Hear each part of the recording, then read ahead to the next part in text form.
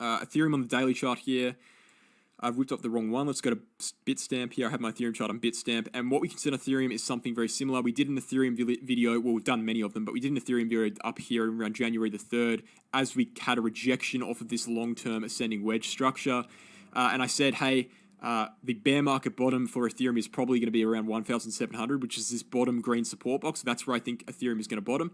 And looking at it now, we can see that Ethereum might even go below that. I mean, assuming Bitcoin has another 30% or 40% to go, 1,700 is a 30% drop away. You know, it could go there, could go even lower, could go down to 1,400, which is the previous bull market top.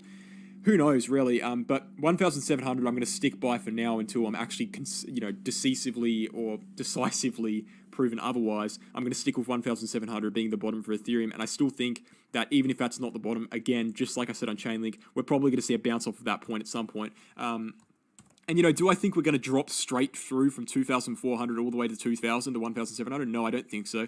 I think there will be some chop here, something like that. You don't typically see massive straight down drops unless you're seeing the end of an altcoin season like we saw here from May to around, from May to May, actually, early May to late May. That was the end of an altcoin season. We saw a 60% drop in just a matter of weeks. This is not the end of an altcoin season. This is a sustained downwards trend in which the stock market's dropping, Bitcoin's dropping, everything's basically dying in the global scheme of things, and particularly in global events. And you don't see massive crashes when that happens because it's not a black swan event. It's just a sustained bearishness in which you just go down slowly, have a little bounce around, and you end up at your price target within a matter of months. And so, looking at that ascending channel, that's a pretty clear bearish break. Anyone who says they're bullish on Ethereum right now, you probably shouldn't be believing them too much. There's not much to be bullish on right here. We're looking at the volume profile. We can see the next major area of contention on the volume profile is going to be coming from 1,700 as expected. Below that's 1,200. And so if you're really bearish on Ethereum, you could be expecting 1,200. But I'm talking on a long-term scale here. It doesn't matter what happens in the next 2 weeks, 3 weeks, 2 months. I'm talking long-term, right? 3 months, 4 months, 5 months. Depends how long it takes, how quickly the stock market crashes, which we'll look at in a second as well. But, just on a general basis, Ethereum's not looking good. If we bring up all the critical things in the daily chart, which I usually bring up, which is the 50 for 200 and the bull market support band Ikomoku, they're all gone. We can see on the Bollinger Bands, we're critically undervalued right now. We could be seeing another swing upwards. And this is another scenario that I'll bring up here, that we could just swing upwards here, retest this support block here at 2,600, even come up to 3,000 for a rejection and come down again.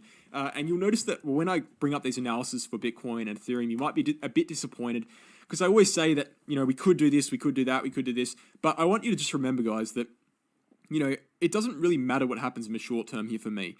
If it was a bull market, if we were in peak bull market right now, I would care about the short term a bit more. I would put in a bit more effort into trying to find out what's going to happen. But right now, I'm very confident the trend is downwards, and so I don't really need to know what's going to happen in the short term. I'm not trading in this, I'm not trading at all in this current market. I've stopped trading ever since that stock market crash. I've stopped trading. It's still crashing at the moment. There's no point because the external influence on the market right now is massive to the point where trading is just a death trap, and there's a very low probability that you're going to be successful, and so why would you do it? If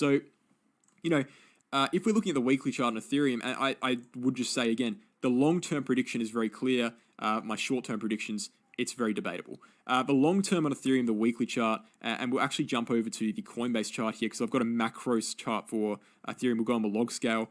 We had this kind of macro structure on Ethereum, which we formed, and these dates line up perfectly, right? But I'm not going to go into right now. But we had a W formation, kind of, and then a spike upwards for the blow off top. We had the same thing, W formation and a spike upwards, but it wasn't really a blow off top, right? It got cut short. And you can see this bull market was very much cut short. We were expecting something like this. It didn't happen at all. And that is because, guys, there is a massive amount of manipulation in the market now.